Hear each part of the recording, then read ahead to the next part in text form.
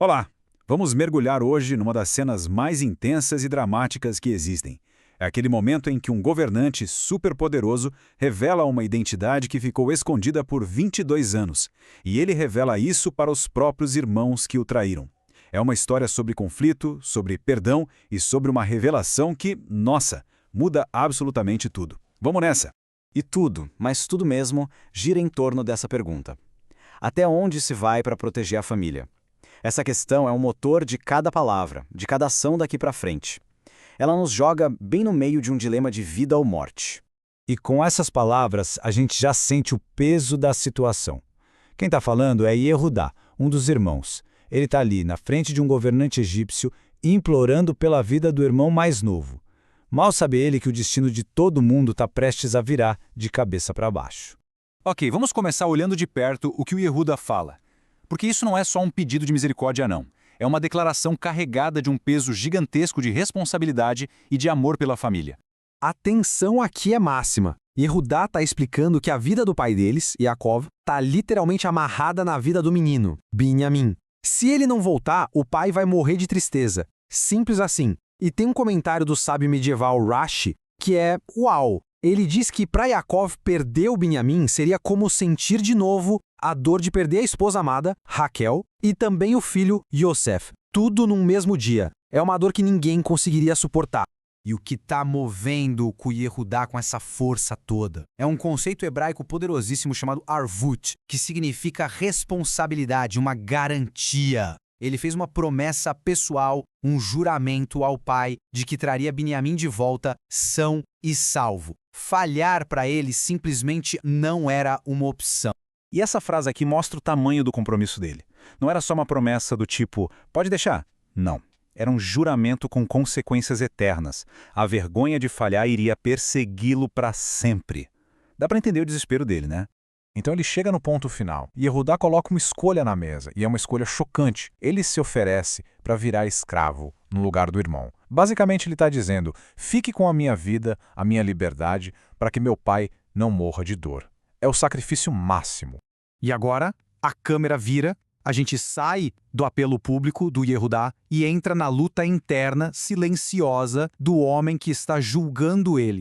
Porque, afinal, quem é esse governante egípcio que está ouvindo tudo isso? Por 22 longos anos ele guardou essa identidade em segredo. Mas esse apelo, essa prova de amor do irmão, está prestes a derrubar todos os muros que ele construiu.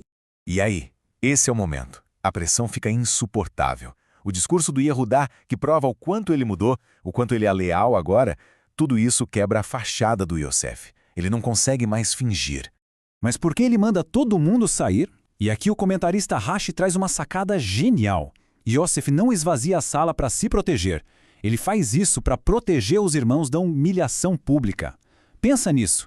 No auge da emoção dele, o primeiro instinto é poupar a dignidade daqueles que o venderam como escravo. Assim que ele fica sozinho com os irmãos, a represa se rompe. Ele grita a ordem para todos saírem, então ele desaba um choro tão alto, tão forte, que as pessoas ouviram de fora no palácio. Anos e anos de dor, de saudade, de angústia, tudo vindo para fora de uma vez.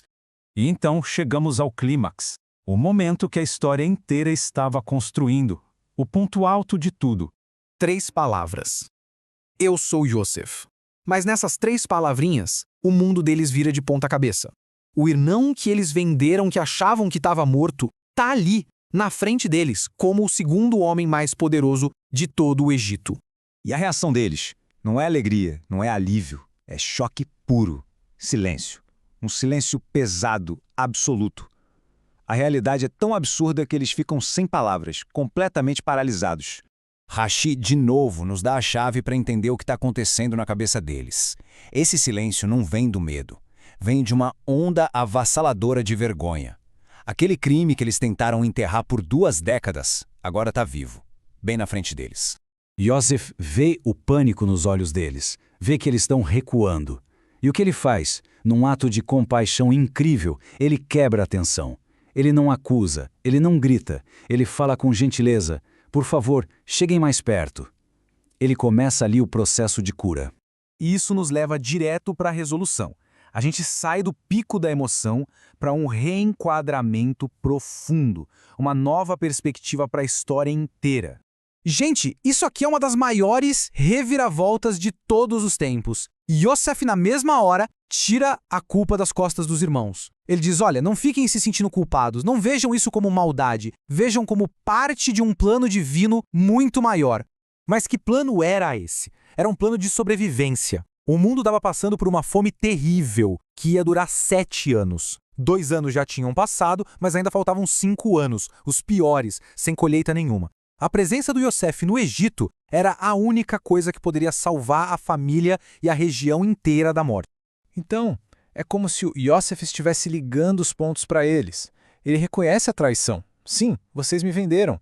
Mas ele mostra que a providência divina pegou esse ato e o transformou. O que era um ato de crueldade humana virou o mecanismo para uma salvação milagrosa. No final das contas, a história vai muito além de um drama familiar. Ela se torna uma lição poderosa sobre como os piores atos, a maldade humana, de uma perspectiva mais ampla, podem ser parte de um plano maior, um plano bom. E essa é a pergunta que fica ecoando muito depois que a história termina. Ela nos desafia a olhar para as reviravoltas da nossa própria vida e a nos perguntar: e se aquela dor, aquela traição não for o fim da história? E se for só uma parte de um final que a gente ainda não consegue enxergar?